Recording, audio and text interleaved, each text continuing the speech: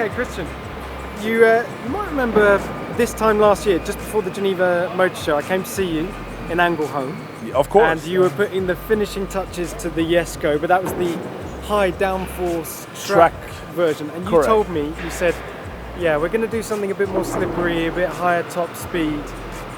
I didn't think it's going to be as extreme a transformation as this. So this is the Jesko Absolut. And let's just cut straight to the chase, right? Yes. How fast can it go? So, if you put all the numbers together, it will go faster than we ever want to drive. So we're thinking the performance of the car will not stop us reaching our hoped for records. It will be the driver or the road conditions or something else, not the car.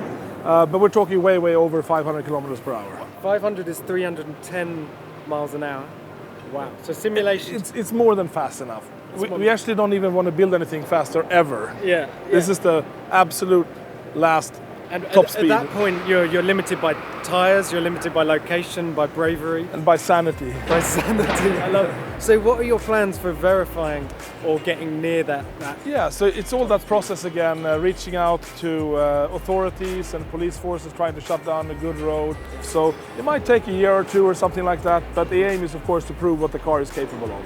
And you're saying this is the fastest car that Koenigsegg is ever going to produce, full stop. We won't go this way. You're trying to draw a line under it. Road car, of course. I don't know if we ever make some rocket desert road. I don't know. But for a homologated road car, this is actually too fast in a way. I mean, it's just because we could, I guess, and now it's enough with it. So since we last spoke, Bugatti, of course, did 305 in the Chiron Super Sport. Yes. Do you recognise that as a proper record? I mean, I'm sure they drove that fast. I mean, they had equipment there to check it. I mean, my question is, I guess, is that the speed the customer cars will have? Yeah. Was there something unique about that car? It's kind of unclear at this point, as far as I'm aware. Yeah. That's all, I guess, you know. And how much do you care? Obviously, Hennessy with its F5 Venom, the SSC Tuatara, both of those are targeting a 300 mile an hour plus top speed. How much do you want to beat them? Do you care about being first? You know, it's always, I mean, these magical flat numbers is always cool to be first. I think, you know, I think the Tuatara looks extremely slippery. I think it is extremely slippery. I think it has similar drag numbers that we have. But it's all about 0.278, something like that, which is amazing for cars like this. Then it of course is a matter, from my point of view, are we all fully homologated? Is it a customer car spec? What about high-speed stability and drivability and these things? I really don't know, but good for them. And let's see what happens, you know. Right, the Absolut. Just take us through the differences in the body compared to the track-orientated Jesko. So the most obvious one is that the rear of the car is a little bit longer. There is no huge active rear wing. We have these high-speed strakes that we started designing to increase high-speed stability even further. But surprisingly, the more we played around with them, they started creating vortexes behind the car to reduce the wake. So without those, we're almost 0.29 in drag, but with them, we're under 0.28. I've never seen anything like this. Inspired by a fighter jet. Exactly. I mean, yes. I mean, they're very high speed and they need to be controllable at high speed. So similar need. Then we have this little bit longer, more flat section here. Very straight cut off.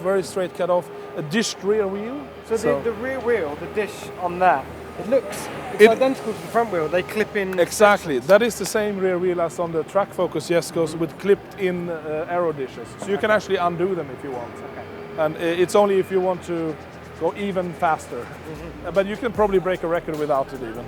And then this is smoothed out. It relieves pressure from the wheel, but it doesn't give a lot of extra downforce. Yeah, so the Jesko has more aggressive like, slats and vents where the then there's this scoop in the bonnet that's taken out from the radiator, which gives a lot of downforce, but also some drag. Without the scoop in the bonnet, you can now put the roof back in there, like on traditional Koenigsegg.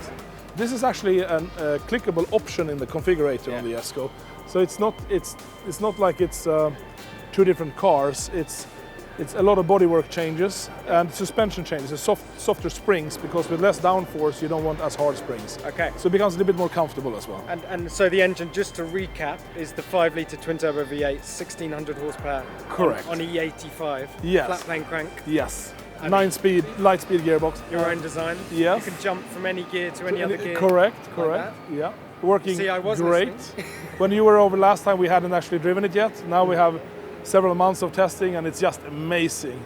And the responsiveness of the engine combined with that gearbox is truly, mind-blowing. Okay, so you said this is an option on the thing. So I'm there. I'm going to buy one of these Jeskos. How many Jeskos in total? 125. 125, and then it's totally up to the customer whether they have an Absolute or a track version. Exactly. So you could build 125 of these or 125 of the track versions. It's up to the customer. We don't know. It could be 20 or 10 or 50 or 70. What do you predict? What do you think? I really don't know. Because this looks great. It is a sleek version of it. Sometimes a little bit softer. Aerodynamics exercises can end up looking a bit over the contrived. Top. Exactly. Styling goes out the window because it's all about aero, but this looks amazing. I'd have one of these.